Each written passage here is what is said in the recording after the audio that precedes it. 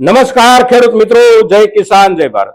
ખેડૂત ભાઈઓ, આજે આપણે જે ચર્ચા કરીએ છીએ એ આપણી તલની ઉપજ પર ચર્ચા કરીએ છીએ। આ વર્ષમાં ઉનાળુ વાવેતર આપણે ત્યાં ગુજરાતમાં તલનું ઠીક પ્રમાણમાં થયું હતું અને જે ઉત્પાદન આપણું જે છે એ ઉત્પાદન ઉપર હજી આપણું બજાર ચાલે છે। હવે આ સિઝનમાં આપણને એવું દેખાઈ રહ્યું છે કે આપણા ખેડૂત સમુદાયમાંથી ઘણા બધા ખેડૂતોએ પોતાની ઉપજનો માલ એકી સાથે વેચવાને બદલે પોતાને ત્યાં પાકેલો માલ થોડો મોટા પ્રમાણમાં હોય તો એમણે ટુકડા સાથે બજારમાં આવવાનો જે વ્યૂહ આ વર્ષમાં અપનાવ્યો છે એ વ્યૂહ બજારની સ્થિતિને ધ્યાનમાં લઈને આગામી સમયમાં સારા ભાવ મળવાની અપેક્ષાએ ખેડૂતોએ ટુકડે માલ વેચવાનું શરૂ રાખ્યું છે અને હજી પણ આપણા તરફથી બજારમાં તલનો પાક એકંદર બજારની જરૂરિયાત જેટલો વેચાવા માટે આવી રહ્યો છે।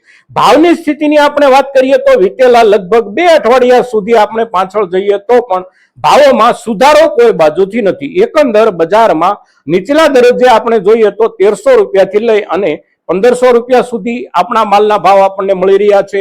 સામાન્ય પાક જે કાંઈ છે આપણો એ 1500 થી 1700 રૂપિયા સુધી વેચાઈ રહ્યો હોય।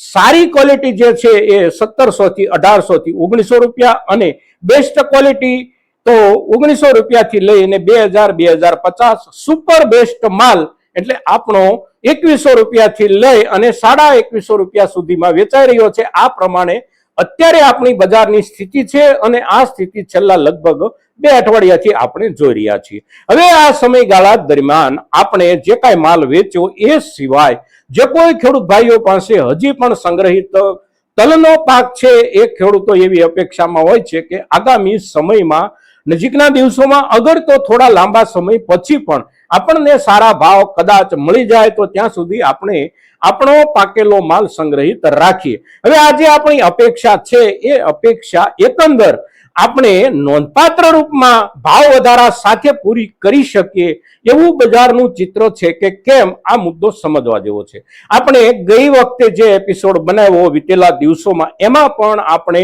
બિલકુલ સ્પષ્ટતા કરી છે આંતરરાષ્ટ્રીય બજારને ધ્યાનમાં રાખીને, આંતરરાષ્ટ્રીય ઉપજને ધ્યાનમાં રાખીને અને એના જ આધારે આપણે ત્યાં બજારો ચાલવાના હોય છે। હવે તલનો જે પાક છે આપણો એ 2 ઋતુમાં લેવાતો પાક છે। આપણે ઉનાળુ વાવેતર કરીએ છીએ, સાથે સાથે મધ્યપ્રદેશ, રાજસ્થાન, ઉત્તર પ્રદેશ, બિહાર આ બધા રાજ્યો ઉનાળુ તલનું વાવેતર કરે છે। ક્યાંક ઓછું થાય, ક્યાંક વધારે થાય। કોઈ વિસ્તારમાં આ વર્ષે ઓછું હોય તો કોઈ વિસ્તારમાં બીજા વર્ષે ઓછું હોય, કારણ કે ઉનાળુ વાવેતર માટે પિયતની વ્યવસ્થાની જે કાંઈ જરૂર પડતી હોય એ વ્યવસ્થાની સ્થિતિ જે વિસ્તારમાં સારી હોય એ વિસ્તારમાં વાવેતર વધારે થાય અને જે વિસ્તારમાં એ સ્થિતિ થોડી જે વર્ષે નબળી હોય એ વિસ્તારમાં વાવેતર ઓછું થાય। પણ એકંદર વાવેતર ઉનાળુ અને ચોમાસું બંને ઋતુમાં થાય છે। ચોમાસુ ઋતુનું આપણું વાવેતર રાષ્ટ્રીય વાવેતરના આંકડાના જે સરેરાશ આંકડાઓ છે 5 વર્ષના એ જોઈએ તો લગભગ 10 લાખ હેક્ટર જેટલા વિસ્તારમાં આપણા દેશમાં તલનું વાવેતર થાય છે।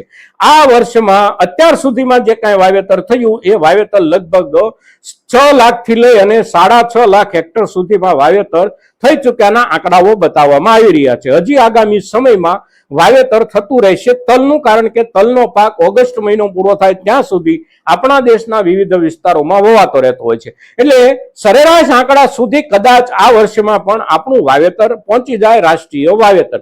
એટલે નવો જે આ સિઝનનો ચોમાસુ સિઝનનો પાક પાકી તૈયાર થઈ અને આવવાનો હોય એ સરેરાશ દર વર્ષે જે આવતો હોય એટલો આવવાની સંભાવનાઓ બની રહી છે।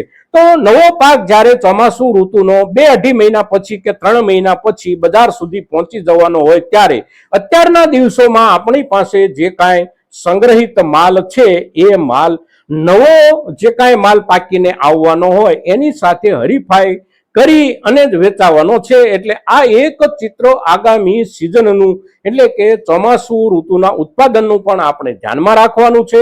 સાથે સાથે દુનિયાના જે દેશો, ખાસ કરીને આફ્રિકાના દેશો કે જે દેશો આજથી આપણે 15-20 વર્ષ પાછળ જઈએ તો પણ જ્યાં ખેતીના નામે બહુ ઓછું કામ થતું હતું અને મોટા ભાગે શિકારી પ્રવૃત્તિઓ લોકો કરતા હતા, આ જગ્યાએ મોટા પાયે ખેતીઓ થવા લાગી છે। યુરોપિયન દેશોના સહકારથી ખૂબ બધા સંસાધનો ત્યાં વિકસી ચૂક્યા છે અને જે જમીનો એમની પાસે હતી એ જમીનોમાં અત્યારે હવે વાવેતર વર્ષ પ્રતિ વર્ષ મોટા પાયે વધી રહ્યું છે અને એમાં પણ મધ્ય આફ્રિકાના દેશો જે કોઈ છે એ તમામ દેશોમાં તલનું વાવેતર મોટા પાયે વધી રહ્યું છે, મોટા પાયે ઉત્પાદન વધી રહ્યું છે. બ્રાઝિલ, આર્જેન્ટિના આવા જે દક્ષિણ અમેરિકા ખંડના દેશો છે એમને ત્યાં પણ તલનું વાવેતર વધી રહ્યું છે અને એ તમામ દેશો પોતાને ત્યાં પાકેલા તલમાંથી પોતાને ત્યાં એનો ઉપયોગ બહુ ઓછો કરે છે, કારણ કે એમની આખી જીવન પદ્ધતિમાં તલ લગભગ બહુ ઓછા વપરાતા હતા. એટલે એમનો પાકેલો જે માલ છે એમાંથી મોટા ભાગની ઉપજ એ લોકો દુનિયામાં નિકાસના રૂપમાં વેચવા માંડ્યા છે અને એની અસર આપણા ઉત્પાદન ઉપર થઈ રહી છે.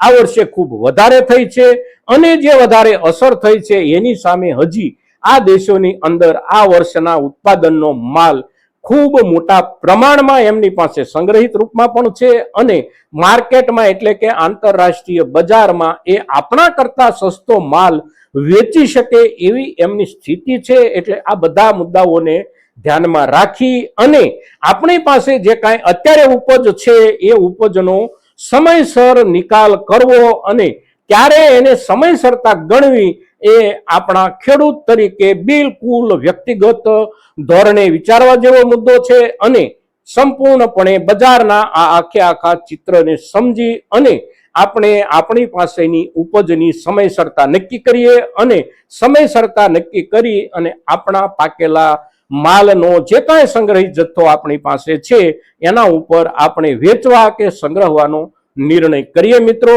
આજના દિવસે તલના પાક પર વૈશ્વિક ઉત્પાદન, વૈશ્વિક બજાર સાથે સાથે આપણા દેશના ખરીફ ઋતુના અત્યારના વાવેતરના આંકડાઓની સ્થિતિ અને એકંદર જે સરેરાશ ઉત્પાદનની શક્યતાઓની સ્થિતિ, આ બધા મુદ્દાઓની જ્યારે ચર્ચા કરીએ છીએ ત્યારે આપણા મહત્તમ ખેડૂતો સુધી આપણે આ ચર્ચા પહોંચે ખૂબ જરૂરી છે અને આપ સૌના તરફથી એ પ્રયાસો થશે એવી અપેક્ષા સાથે જય કિસાન, જય ભારત.